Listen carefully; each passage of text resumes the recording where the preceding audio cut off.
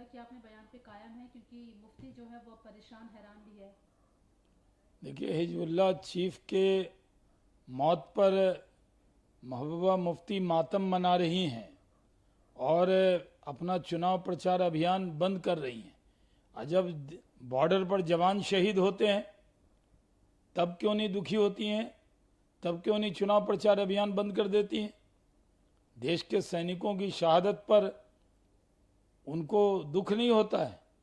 और किसी अन्य देश में, दो देशों के बीच की लड़ाई है, उसमें अगर किसी की मौत होती है तो इंडिया में उनको ज़रूरत नहीं है कि वो मातम मनाएं और अपना चुनाव प्रचार अभियान बंद कर दे। हम प्रधानमंत्री नरेंद्र मोदी जी तो कोशिश कर रहे हैं कि पूरे दुनिया में शांति हो, अमन हो। अमन के पैरोकार हैं वो, चाहे वो यूक्रेन रशिया वॉर हो या इजराइल गाज़ा और लेबनान वॉर हो। भारत की तरफ से पहल हो रही है कि पूरे दुनिया में अमन हो, शांति हो। लेकिन भारत के अंदर महबूबा मुफ्ती सरीखे जो नेता हैं वो उस पर सियासत कर रहे हैं। हिजबुल्लाह चीफ के मारे जाने पर मातम और देश के सैनिकों की शहादत पर खामोशी, ये चलने वाला नहीं है। कश्मीर का जो खड़गे कह रहे हैं कि हम चुनाव जीतेंगे, हम निश्चित रूप से राज्य का दर्जा देंगे, इसके लिए हम लड़ेंगे भी। मैं 83 साल का हो चुका हूँ, मैं इतनी जल्दी मरने वाला नहीं हूँ। जब तक मोदी को सत्ता से ना हटा दूँ, जब तक जिंदा रहूंगा, जब तक मोदी सत्ता में रहेंगे तब तक मैं जिंदा रहूंगा।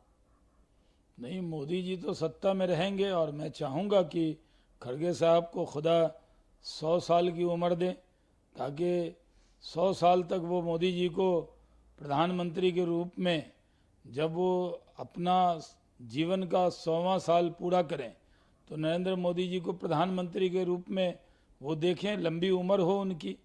कोई नेता इस तरह का बयान देता है?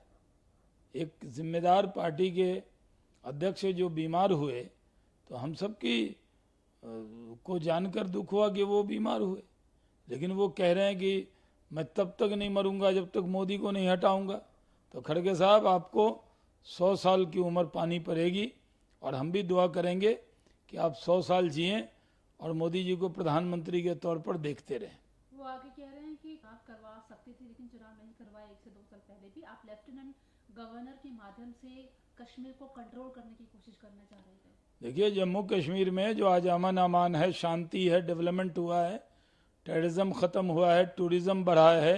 जम्मू कश्मीर के लोग जो जमहूरियत में लौटे हैं, जिन्होंने वोट डालना शुरू किया है, पहले वोटिंग कितनी होती थी, आज लोगों का जो यकीन बढ़ा है वो इसीलिए बढ़ा है कि धारा 370 समाप्त होने के बाद लेफ्टिनेंट गवर्नर साहब ने वहाँ लोगों का दिल जीता है, काम किया है, लोगों को हिंदुस्तान के जमहूरियत में यकीन लौटा है, तभी इतनी अच्छी वोटिंग हो रही है।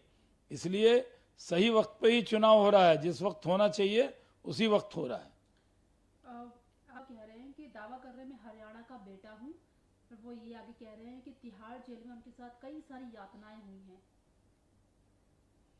वो तो अजीब अजीब बात कर रहे हैं भाषण में। कह रहे हैं मुझे देख के लोग हंसने लगते हैं, मुस्कुराने लगते हैं, चेहरे चेहरे पर मुस्कुराहट आ जाती है। ऐसा इसी बातें कर रहे हैं और ये भी कह रहे हैं कि बहुत यातना हुई। और यातना, क्या यातना हुई आप पर? चुनाव प्रचार अभियान में गए तो यातना बता रहे हैं, जब छूट कर आए थे तब तो कोई यातना बताया नहीं। और ये भी कह रहे हैं कि अगर जेल में न रहे होते तो हरियाणा में और अच्छी स्थिति होती। आप तो जेल से बेल पर छूट कर आए थे और आपको दिल्ली के अंदर विधानसभा लोकसभा के चुनाव में भी वो चुनाव प्रचार किया, क्या रिजल्ट आया? 7 में 0 मिला। और हरियाणा में भी जा रहे हैं, वहां 0 ही मिलने वाला है उनको। लेकिन प्रचार कर रहे हैं तो कुछ तो बातें बनाएंगे, बातें बड़ी बड़ी बना रहे हैं वहां पे।